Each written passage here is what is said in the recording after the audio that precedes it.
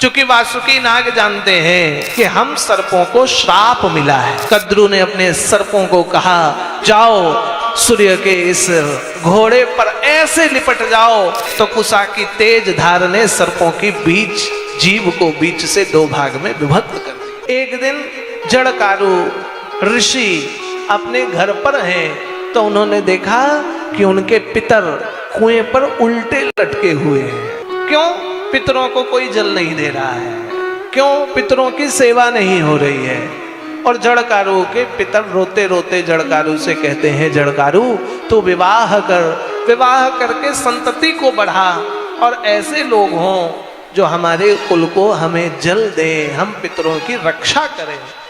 पितरों के कहने पर जड़कारु ने कहा, आप यदि कह रहे हैं तो मैं विवाह करूंगा, लेकिन मैं विवाह उसी से करूंगा जो मेरे ही नाम राशि की हो। दूसरा, जो मेरी आज्ञा को माने, यदि उसने मेरी आज्ञा को छोड़ा तो मैं उसी दिन उसको छोड़ दूंगा। आज वासुकी नाग की बहन है जड़कारु। ये जड़कारु ऋषि हैं और जड़कारु ऋषि के नाम से ही वासुकी नाग की बहन है जड़कारु। वासुकी नाग ने अपनी बहन से विवाह का प्रस्ताव दे दिया है। कारण, चूंकि वासुकी नाग जानते हैं कि हम सर्पों को श्राप मिला है। सूत जी से पूछने लगे, कैसा श्राप? ध्यान दीजिए देवियों। तो कहने लगे, वह श्राप मिला विनीता कद्रू के कारण। बंधुओं देवियों, कद्रू और विनीता कश्यप की पत्नी हैं। दिति, अदिति, इला, काष्ठा, तनु, कद्रू, विनीता, ये माताएं कश्यप की पत्नियां। कद्रू और विनीता, एक सर्पों की माता और दूसरी पक्षियों की माता। ये विनीता और कद्रू की बड़ी सुंदर कथा। देवियां, बंधुओं, एक दिन विनीता और कद्रू ने सूर्य भगवान के श्वेत रथ को देखा। उसमें श्वेत घोड़ा है। कद्रू ने कहा, हे विनीता, तुझे वह घोड़ा दिखाई दे रहा है? विनीता ने कहा, हाँ दिख रहा है। कद्रू ने कहा, किस रंग का है? विनीता ने कहा, श्वेत रंग का है। कद्रू ने कहा, नहीं, काले रंग का है, श्वेत नहीं, ये काले रंग का है। विनीता ने कहा, श्वेत रंग का है। बोले, नहीं, काले रंग का है। श्वेत ही घोड़ा था। लेकिन कद्रू ने कहा, देख, यदि ये घोड़ा काला हो गया तो तुझे मेरी दासी बनना होगा। कद्रू सर्पों की माता है, विनीता पक्षियों की माता है। कद्रू ने अपने सर्पों को कहा, जाओ सूर्य के इस घोड़े पर ऐसे लिपट जाओ कि इसका अंग श्वेत न दिखे। जितने काले चितकबरे सर्प थे वो सब सूर्यदेव के घोड़े पर चिपक गए और जिन सर्पों की श्रद्धा विनीता पर रही वो नहीं गए। तो कद्रू नाराज हो गई। कद्रू ने कहा, तुम सब मारे जाओगे जो मेरी आज्ञा को न माने। कद्रू कहती, जो अपनी माँ की आज्ञा को न माने वो यज्ञ पर भस्म हो जाओगे। आज जन्मेजय जब यज्ञ कर रहे हैं ना, तो वही सर्प मर रहे हैं जिन सर्पों को कद्रू ने श्राप दिया है। और दूसरी तरफ देवियों सुनो, दूसरी तरफ विनीता दासी बन गई। पक्षीराज गरुड़ एक दिन अपनी माता के पास आए। उदास माता को देखा।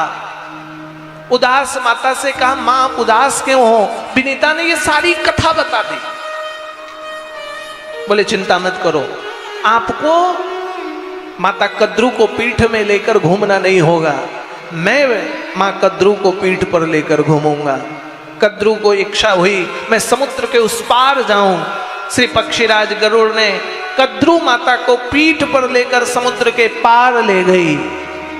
और जैसे ही ले गए, गरुड़ महाराज, गरुड़ जी कहते हैं, माँ आप तो दयालु हो, आप कृपालु हो, आप जब चाहो मैं आपको पीठ पर सवार होकर ले जाऊंगा। मैं गरुड़ हूं, मेरी माता को मुक्त कर दो। आप बताओ मेरी माता को मुक्ति के लिए क्या करना पड़ेगा? कद्रू ने कहा, देवता अमर है, पक्षीराज गरुड़ तू अमर है, इसलिए हम चाहते हैं कि तू उड़ कर से जा और स्वर्ग लोक से अमृत लेकर आ, मेरे बच्चों को अमर कर दे, मेरे पुत्रों को अमर कर दे। आज विनीता की रक्षा के लिए गरुड़ राज गए, स्वर्ग लोक से अमृत चोंच पर लेकर आए। सुनो, माता कद्रू को देने की बजाय उस अमृत को कुशा में डाल दिया। किस में डाल दिया? कुशा। कुशा के घास पर कद्रू ने कहा अपने पुत्र सर्पों को, जाओ अमृत चाटो। और जैसे ही सर्प चाटने गए तो कुशा की तेज धार ने सर्पों की बीच जीव को बीच से दो भाग में विभक्त कर दिया। इसने सर्पों की दो जीव हो गई और कुशा पवित्र हो गई। अमृत गिरने के कारण कुशा क्या हो गई? पवित्र हो गई। कहते हैं वही वासुकी नाग की बहन हुई, जड़कारु। वासुकी जानते हैं कि जड़कारु ऐसे पुत्र को जन्म देगी जो जन्मेजय के यज्ञ को रोकेगा।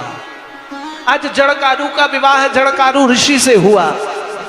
जड़कारु ऋषि आज संध्या से पूर्व नींद लगने लगी तो अपनी पत्नी जड़कारु को कहने लगे, मैं विश्राम कर रहा हूं, सावधान, मुझे मत उठाना। समय बीता, संध्या का समय आने लगा। त्रिकाल संध्या करने वाले जड़कारु आज उठे नहीं। जड़कारु की पत्नी जड़कारु को लगा, यदि मैंने उठाया तो पाप होगा, मेरा त्याग कर देंगे, और ना उठाया तो जड़कारु ऋषि का तप नष्ट हो जाएगा। मेरा त्याग श्रेष्ठ है तप से। इसलिए उन्होंने जड़कारु को उठाया और जड़कारु ने जड़कारु को त्याग दिया। गर्भवती जड़कारु अपने भाई वासुकी के पास आ गई और वहां वासुकी के पास उन्होंने आस्तिक मुनि को जन्म दिया।